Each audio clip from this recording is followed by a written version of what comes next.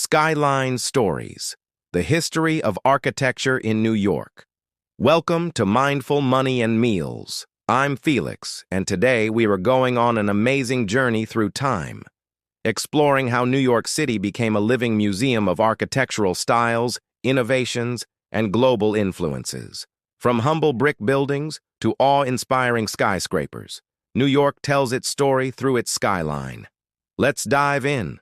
Chapter 1. Colonial and Federal Era, 1600s until 1800s. New York's architectural story begins in the 1600s with the Dutch settlement of New Amsterdam. Early buildings were simple, made from timber with steep gabled roofs, inspired by Dutch traditions. By the 18th century, British influence brought Georgian and federal styles, symmetrical brick buildings with decorative lintels and grand doorways. One iconic survivor from this period is Fraunces Tavern, built in 1719, which played a role in the American Revolution. Chapter 2. The Gilded Age and Beaux-Arts Grandeur. 1850s until the 1900s.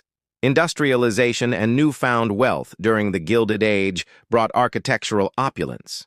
Inspired by European classicism, the Beaux-Arts and neo-Gothic styles took over New York.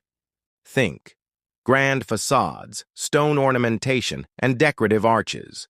Some gems of this era include the New York Public Library and Grand Central Terminal, both blending art with engineering. This was New York saying to the world, "We are a city of culture and progress." Chapter 3. The rise of the skyscraper 1890s until 1930s. Here comes the vertical revolution. Thanks to steel frame construction and elevators, New York became the birthplace of the modern skyscraper. Early examples like the Flatiron Building 1902 and Woolworth Building 1913 captured the imagination of a growing city. Then came the Art Deco masterpieces, the Chrysler Building and Empire State Building, both symbols of 1930s ambition. These weren't just tall, they were beautiful, clad in stone, terracotta, and stainless steel, representing the fusion of architecture and art. Chapter 4. Post-war modernism, 1940s until 1970s. Post-World War II, New York entered the era of international style. Minimalism, glass, and function over ornament.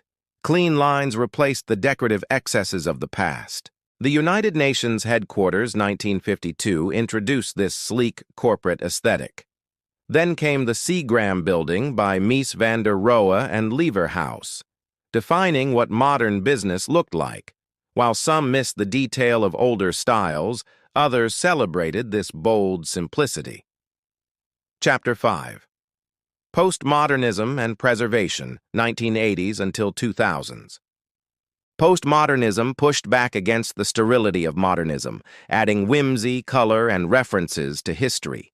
Buildings like the AT&T Building, now 550 Madison Avenue, with its Chippendale top, made bold statements. At the same time, New Yorkers fought to preserve their heritage. Thanks to activists like Jane Jacobs, landmarks like Greenwich Village and Cast Iron Soho were saved from demolition. This era was about contrast, new and old living side by side. Chapter 6. Contemporary innovation from 2000s until today.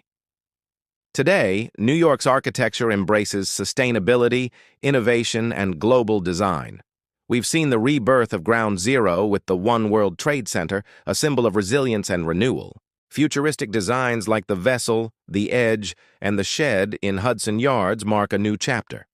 Starchitects like Zaha Hadid, Bjarke Ingels, and Frank Gehry have left their mark, blending form, function, and spectacle in the city that never stops evolving. From wooden Dutch cottages to glass towers piercing the clouds, New York City has never stopped building and reinventing itself. Architecture here is not just design.